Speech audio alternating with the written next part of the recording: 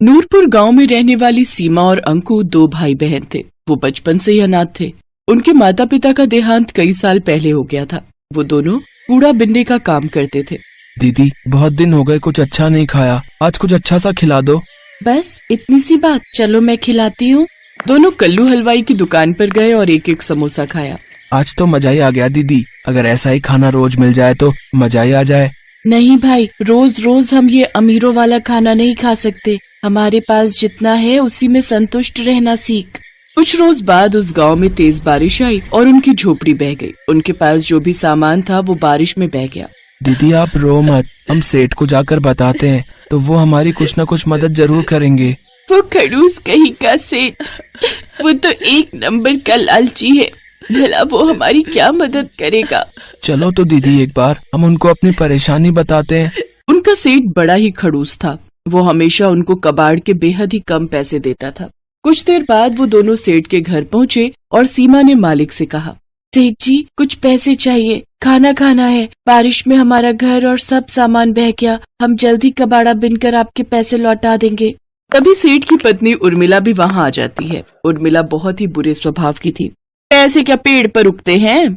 सेठानी जी आप जो कहोगे मैं करूँगी। मेरा छोटा भाई है, इसे लेकर मैं कहाँ जाऊँगी। आपकी दुकान के बाहर जो टिन का छप्पर है उसके नीचे ही रह लेंगे। ठीक है रह लेना, लेकिन दुकान के बाहर क्यों? यहाँ हमारे तबेले में रह लेना, लेकिन उसके बदले में तुम्हें मेरे घर का सारा काम करना होगा। रहने के साथ 2 वक्त की रोटी भी दूंगी तुम दोनों को। बोलो मंजूर है? ठीक है मालकिन, मुझे मंजूर है। बारिश का मौसम था। दोनों भाई बहन तबेले में जो खाली जगह थी वहाँ बोरा बिछाकर सो जाते हैं और अगली सुबह घर का सारा कामकाज निपटाकर कूड़ा बिनने के लिए निकल जाते हैं।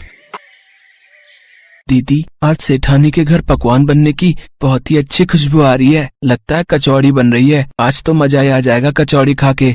मैं तो सोच रही हूँ जल्दी से थोड़े से पैसे इकट्ठे हो जाएं, फिर हम अपनी झोपड़ी फिर से डाल लेंगे। तब तुम्हारी ये बहन तुम्हें अपने हाथों से कचौड़ी बनाकर खिलाएगी। कुछ देर बाद सेठानी 4 सूखी रोटी और रात की दाल लाकर उन्हें थमा देती है। सेठानी आप तो कचौड़ी बना रही थी। अंकु कब से उसकी ताक में बैठा था, उसका बहुत मन था। चुप कर, तू ये अमीरों का खाना है और तुम जैसे भिखारियों के लिए नहीं है। चुपचाप से ये दाल रोटी खाओ और फिर सो जाओ। सुबह 4 बजे उठकर गाय भैंस को चारा भी डालना है तुम लोगों ने। सेठानी वहाँ से चली गई। सीमा और अंकु की आंखों में बासी खाना देखकर आंसू आ गए। फिर सीमा ने अंकु से कहा, तू मत रो छोटे, मैं जल्दी तुझे कचौड़ी बनाकर खिलाऊंगी।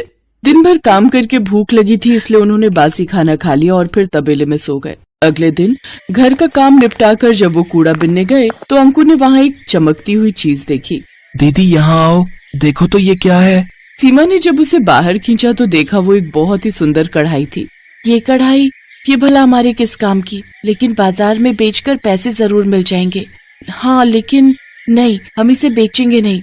जब हमारी झोपड़ी बन जाएगी तब मैं अपने भाई को इसमें कचौरी बनाकर खिलाऊंगी। वो दोनों छुपकर उस कढ़ाई को तबेले में ले आए। अपने हाथ में कढ़ाई लिए सीमा अंकु से कहती है, एक दिन मैं अपने अंकु के लिए इसी कढ़ाई में कचौरी बनाऊंगी। दीदी मेरा मन तो अभी भी बहुत कर रहा है कचौड़ी खाने का। काश कि कोई जादू हो जाए और ये कढ़ाई कचौड़ी से भर जाए। उसके इतना कहते ही वो कढ़ाई कचौड़ियों से भर गई। दोनों भाई बहन ये चमत्कार देखकर हैरान थे। इसका मतलब ये कोई जादुई कढ़ाई है, इसीलिए इतना चमक रही है। मैं एक बार और कहती हूँ, काश की जल्दी से कोई जादू हो जाए और ये कढ़ाई मिठाई से भर जाए। उसी पल वो कढ़ाई मिठाई से भर जाती है। दीदी इसमें तो सचमुच मिठाई आ गई। मुझसे तो अब इंतजार नहीं हो रहा। सेठ सेठानी भी सो गए हैं। चलो अब जल्दी से ये खाना खा लेते हैं। उन दोनों ने सेठानी का दिया हुआ खाना भैंस को डाल दिया और पेट भरकर वो पकवान खाए। फिर उस कढ़ाई को ले जाकर तबेले में घास के नीचे छुपा दिया। जब भी उन दोनों को भूख लगती वो कढ़ाई से अपना मनचाहा खाना मांग लेते। साथ ही सेठानी का दिया हुआ बासी खाना गाय भैंस को डाल देते।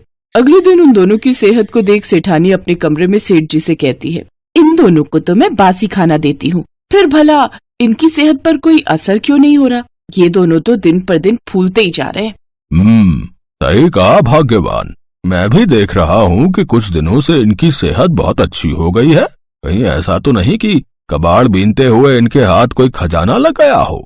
तुम इन पर नजर रखना शुरू कर दो। इसके बाद सेठानी ने उन पर नजर रखना शुरू कर दी और उसे उनकी उस जादुई कढ़ाई के बारे में पता चल गया। भाई आज जो तेरा मन है इस जादुई कढ़ाई से मांग ले। काश कि कोई जादू हो जाए और ये कढ़ाई मैगी से भर जाए। पल भर में ही वो कढ़ाई ढेर सारी मैगी से भर जाती है। दोनों भाई बहन बड़े मजे से उसे खाते हैं। अच्छा, तो ये वो जादुई कढ़ाई है जो इन गरीबों को अमीरों वाला खाना देती है। इससे तो मुझे चुराना ही होगा। अगले दिन मौका मिलते ही सेठानी ने वो कढ़ाई निकाल ली। देखो जी, ये उन बच्चों की सेहत का राज, ये जादुई कढ़ाई जिसे मैं चुरा लाई। अब देखो, मैं तुम्हारे लिए गर्मा गर्म पकवान बनाती हूँ। ए जादुई कढ़ाई, अपना जादू दिखा और हमारे लिए बिरयानी बना दे। अरे वाह, ये तो कमाल हो गया। अब तो तुम्हें कभी खाना बनाना ही नहीं पड़ेगा। तुम्हारी मेहनत भी बचेगी और राशन पानी का खर्चा भी। बिरयानी खाकर तो सचमुच मजा ही आ गया। अब बस गर्मा गर्म दूध मिल जाए तो फिर तो मजा ही आ जाए। लो, अभी लो। ए जादुई कढ़ाई, जल्दी से गर्मा गर्म दूध दे दे। गरम दूध देख सेठानी ने कहा, ए जादुई कढ़ाई, हमारे यहाँ हमेशा ही गरम गरम दूध की नदियाँ बहती रहे।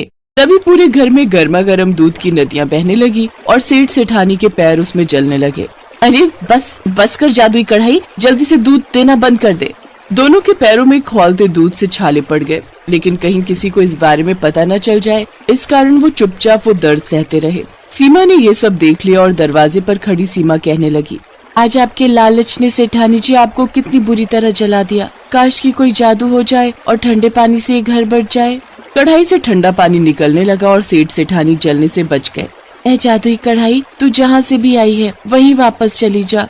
सेठ सेठानी दोनों ने अपने किए की सीमा से माफी मांगी। वो जादुई कढ़ाई हमेशा हमेशा के लिए गायब हो गई। तुम नहीं होती तो आज हम जल ही जाते। तुमने हमारी जान बचाई है, इसलिए आज से तुम तबेले में नहीं, मेरे घर में मेरे बच्चे बनकर रहोगे। साथ ही अब मैं तुम्हें रोज अमीरों वाला खाना खिलाऊंगी। उस दिन के बाद से सेठ सेठानी दोनों बच्चों को अपने बच्चों की तरह प्यार करने लगे और उन्हें अच्छे स्कूल में पढ़ने के लिए डाल दिया।